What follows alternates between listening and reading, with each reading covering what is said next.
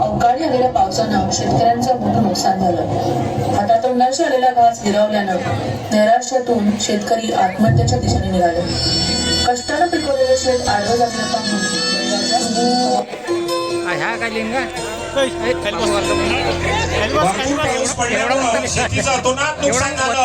शेतकऱ्याच्या मनात विचार आला की आपण विष पिऊन आपलं जीवन संपवावं. तरी त्याची बायको त्याला समजावत आहे की असं करू नका, आज ना उद्या आपला दिवस येईल.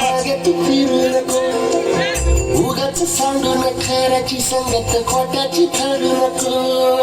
येईल दिवस तुझाही माणसाची घर सोडू नको. तुझ्या हाती आहे गाव सारा सर्गाचा काळजी रे. देवा काळजी रे माझ्या देवा काळजी रे. देवा काळजी रे माझ्या देवा काळजी रे.